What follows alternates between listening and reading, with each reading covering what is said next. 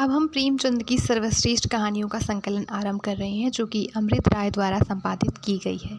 तो आज की हमारी कहानी है बड़े घर की बेटी, जो कि 1910 में प्रेमचंद द्वारा लिखी गई थी और जमुना नामक पत्रिका में प्रकाशित हुई थी। तो बड़े घर की बेटी में 4 मुख्य पात्र हैं। बेनी माधव सिंह जो हैं वो एक बहुत बड़े ज़मींदार हैं, उनका कहना है कि जो उनके पूर्वज थे वो काफ़ी ज़्यादा अमीर हुआ करते थे, और जो गांव में बेहतर स्थिति बनी हुई है, मतलब जो पक्की सड़कें बनी हैं, कुएं बने हैं, वो सब इनके पूर्वजों ने ही बनवाए थे। किंतु आज इनकी स्थिति ऐसी है कि इनके द्वार पर सिवाय एक बूढ़ी भैंस के और कुछ है ही नहीं। इनके 2 बेटे हैं बेनी माधव सिंह के, एक हैं श्रीकंठ सिंह और दूसरे हैं लाल बिहारी सिंह। श्रीकंठ बड़े हैं और लाल बिहारी जो है वो छोटे हैं। तो श्रीकंठ जो है वो काफ़ी ज़्यादा जो है, मतलब पढ़ने में उसकी रुचि ज़्यादा है, तो उसने बीए किया हुआ है और अब एक दफ्तर में नौकरी करता है। और जो लाल बिहारी है उसकी पढ़ाई लिखाई में रुचि नहीं है, इसलिए वो पहलवानी करता है। तो श्रीकंठ सिंह जो है उनकी संयुक्त परिवार में काफ़ी ज़्यादा आस्था है। इस वजह से वो जो गांव में जितने भी मतलब लड़ाई झगड़े होते हैं, तो वो लोगों के झगड़े सुलझाते हैं और उन्हें संयुक्त परिवार बनाए रखने के लिए प्रेरित करते हैं। इसी वजह से जो गांव की महिलाएं हैं उनके साथ, उनकी श्रीकंठ के साथ बनती नहीं हैं, वो नफ़रत करती हैं श्रीकंठ से। और बाकी जो लोग जो हैं वो श्रीकंठ को काफ़ी आदर भाव से देखते हैं और उसकी प्रशंसा करते हैं कि इस समय में भी जो है ऐसे लोगों का होना काफ़ी कठिन है। लेकिन उनकी जो खुद की वाइफ है आनंदी, वो भी कभी कभी जो है इस बात को लेकर के उनसे चिढ़ जाती है कि आखिरकार कभी कभी परिस्थितियाँ ऐसी बन जाती हैं जिससे व्यक्ति को ना चाहते हुए भी अलग रहना ही पड़ सकता है। तो ज़बरदस्ती जो है इस तरीके से रहना सही नहीं हो सकता है। तो आनंदी जो है वो एक बहुत ही बड़े घर की बेटी है। पिता जो हैं वो एक बहुत बड़े तहसीलदार हैं और उनकी टोटल 7 बेटियां हैं और एक भी बेटा नहीं है। लेकिन उन्होंने जो है, आनंदी जो है उनकी चौथी बेटी है और उन्होंने इससे पहले अपनी 3 बेटियों की शादी जो है काफ़ी धूमधाम से और अच्छे से की थी। लेकिन अब उन्हें समझ में आता है कि इस तरीके से जो है ज़्यादा बड़े घर में विवाह करना और इतना ज़्यादा दहेज देना और इस तरीके से चीज़ें करना उनके लिए सही नहीं है। उनकी अभी बाकी बेटियाँ ही बची हुई हैं, तो इस वजह से आनंदी का विवाह वो बेनी माधव सिंह के यहाँ कर देते हैं, जो कि एक मतलब उनकी बराबरी के तो नहीं है, पर उन्हें चूँकि श्रीकंठ पसंद आ जाता है, उसका व्यवहार पसंद आ जाता है, इसी वजह से वो अपनी बेटी का विवाह जो है इस परिवार में कर देते हैं।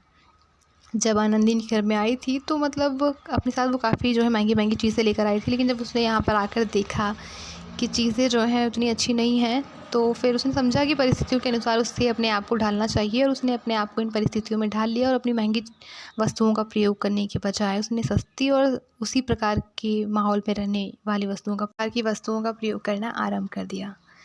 अब जो श्रीकंठ सिंह है उसे अपने काम के चक्कर में जो है लगभग हफ्ते में बाहर ही रहना पड़ता था, और वो वीकेंड्स में जो है वो घर पे वापस आया करता था।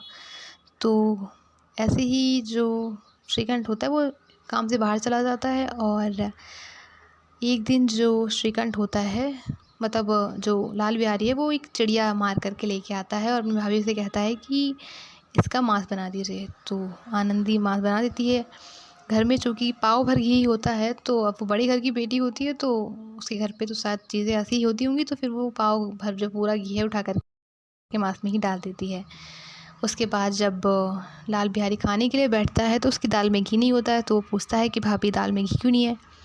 तो आनंदी कहती है कि थोड़ा सा ही घी था, मतलब पाव भरी घी था, और वो मैंने मांस में डाल दिया, तो अब घी कहाँ से बचेगा। तो लाल बिहारी जो है वो तिनक कर कहता है कि ऐसे कैसे ख़त्म हो गया, अभी परसों ही तो घी लेकर आया था मैं, इतनी जल्दी कैसे ख़त्म हो सकता है। और फिर वो आनंदी से कहता है कि कह तो ऐसे रही है जैसे कि इनके घर पे घी की नदियाँ बहती हैं। तो फिर आनंदी भी तिनक जाती है, क्योंकि जैसे ही उसके मायके का नाम लिया जाता है उसे बिल्कुल भी अच्छा नहीं लगता है, और वो तिनक कर कहती है कि पाव भर घी तो हमारे यहाँ जो है नौकर जाकर ही खा जाया करते थे। अब ये बात सुनता है तो लाल बिहारी जो होता है वो भी काफ़ी ज़्यादा ऊसड़ किस्म का व्यक्ति होता है, और उसको गुस्सा आ जाता है और उसकी त्योरियाँ चढ़ जाती हैं, और उसके पास में एक खड़ाऊ पड़ी होती है जिसे उठाकर वो आनंदी के ऊपर फेंक देता है।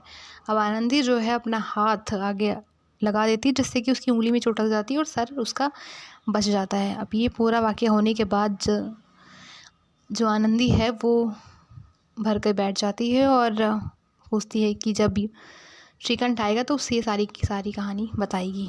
वो ये सब कुछ बर्दाश्त नहीं कर सकती है बिल्कुल भी। अब 2-3 दिन कैसे कैसे करके बीतते हैं और वो जो है बिना खाए पिए आराम से अपने को भवन में बैठी रहती है। और फिर जब वीकेंड आता है और श्रीकंठ अपने घर पे वापस आता है तो बाहर ही जो है बातें हो रही होती हैं, चल रही होती हैं, सब लोग बातें करते हैं आपस में और फिर खाना पीना होता है। और फिर रात में मतलब खाना पीना होने के बाद लाल बिहारी अपने भाई के पास जाता है और कहता है कि भैया भाभी को समझा लीजिए, मुँह संभाल के बात किया करें, आजकल जो है उनकी हरकतें कुछ सही नहीं हैं। तो श्रीकंठ सिंह जो है मतलब थोड़ा सा तो उसे अजीब लगता है। फिर वो कहता है अच्छा ठीक है, देखते हैं क्या होता है। फिर वो जाता है अंदर। जब घर में जाता है तो उसकी वाइफ़ जो होती है आनंदी, वो काफ़ी ज़्यादा भरी बैठी हुई होती है। और जैसे ही वो पूछता है कि आजकल मतलब तुमने क्या मचा रखा है इस घर में, ये क्या हो रहा है, तो फिर उसे और गुस्सा आ जाता है और वो सारी कहानी जो है बता देती है कि ऐसी-ऐसी चीज़ें जो हैं हुई हैं। अब ये सुनता है तो श्रीकंठ सिंह जो है आनंदी का अपमान जो है बर्दाश्त नहीं कर पाता है। हालांकि श्रीकंठ सिंह की जो गहरी आस्था थी वो संयुक्त परिवार व्यवस्था में थी और उसने कई सारे परिवारों को जो है टूटने से बचाया था अपने गांव में, किंतु अपनी पत्नी का यह अपमान वो बर्दाश्त नहीं कर पाता है और परिवार छोड़ने के विषय में सोच लेता है। अब रात भर तो कैसे जैसे जो है मतलब काटता है, क्योंकि उसको नींद तो आ नहीं रही होती है सारी बातें सुनकर कि ऐसे कैसे जो है उसका भाई उसकी वाइफ के ऊपर हाथ उठा सकता है, वो कुछ भी बर्दाश्त कर सकता है, लेकिन उसकी पत्नी के ऊपर कोई हाथापाई करे उसे बिल्कुल बर्दाश्त नहीं है। और इस प्रकार से जो है सुबह होती है और श्रीकंठ जो है अपने पिता बेनी माधव सिंह के पास जाता है और कहता है कि अब मेरा इस घर में निभा नहीं होगा, इसलिए मैं इस घर को छोड़ के जा रहा हूँ आनंदी के साथ। अब उसके पिता ये सुनते हैं तो उन्हें काफ़ी अजीब लगता है कि मेरा बेटा ऐसे बातें कैसे कर सकता है। वो तो खुद जो है पूरे गांव में लोगों के परिवारों को बचाता है और आज खुद ऐसी बातें कर रहा है। तो समझाते हैं, काफ़ी मनाते हैं, पर वो जो है मानने को तैयार नहीं है, क्योंकि अपनी पत्नी के साथ जो ये हरकत हुई है उसको बर्दाश्त नहीं है। वो कहता है कि जो है मैं बाहर काम करता हूँ, इसका अर्थ ये नहीं है कि कोई भी मेरी पत्नी के साथ किसी भी तरीके का व्यवहार करेगा। वो जो है मतलब लाल बिहारी जो है वो एक की दो कह लेता, दो की चार कह लेता, लेकिन इस तरीके से हाथ उठाना मैं बिल्कुल बर्दाश्त नहीं करूँगा। इस घर में या तो वो रहेगा या फिर मैं रहूँगा। अब ये बात जो है लाल बिहारी सुन लेता है। हालांकि वो मतलब उस दिन जो कुछ भी हुआ उसका पछतावा उसको था और वो काफ़ी ज़्यादा प्रेम भी करता था और सम्मान भी करता था अपने भाई का। अब ये सारी बातें जब वो सुनता है तो वो कहता है भैया क्यों जाएंगे इस घर से अगर कोई जाने का हकदार है तो वो मैं ही हूँ। तो वो रोता है काफ़ी ज़्यादा और रोने के बाद अपने कमरे में जाता है और अपना सामान जो है पैक कर लेता है। और पैक करने के बाद आखिरी बार आनंदी से मिलने के लिए आता है और बाहर गेट पर खड़ा होकर कहता है कि भाभी मैं जा रहा हूँ और जो कुछ भी हुआ होगा उसके लिए मुझे क्षमा कर दीजिएगा। अब आनंदी ये सब कुछ देखती है और उसको बिल्कुल अच्छा नहीं लगता है। उसको अब बुरा लग रहा होता है कि उसने आखिरकार क्यों बातें जो है वो श्रीकंठ को बताई। तो फिर वो कमरे में जाती है और कहती है कि मतलब जो लाल बिहारी है वो बाहर आया है, खड़ा हुआ है। तो श्रीकंठ कहता है कि तो मैं क्या करूँ। तो फिर वो कहती है कि आप बाहर आइए और उससे बात कर लीजिए। तो फिर वो कहता है मुझे उससे कोई बात नहीं करनी, वो जहाँ जाता है जाए, मुझे कोई फ़र्क नहीं पड़ता है।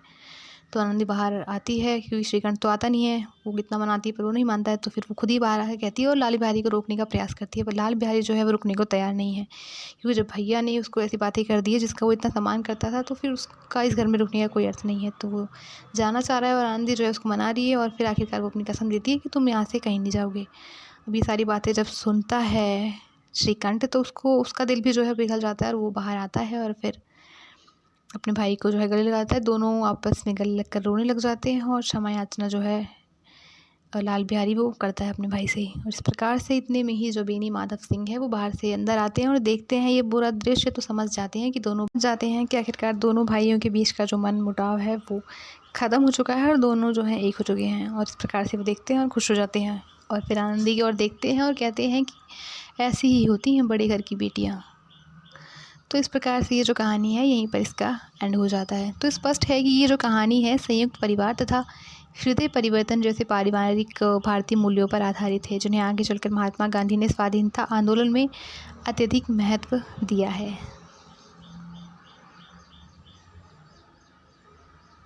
जाते हैं कि आखिरकार दोनों भाइयों के बीच का जो मन मुटाव है वो ख़त्म हो चुका है और दोनों जो हैं एक हो चुके हैं। और इस प्रकार से वो देखते हैं और खुश हो जाते हैं और फिर आनंदी की ओर देखते हैं और कहते हैं कि ऐसी ही होती हैं बड़े घर की बेटियाँ।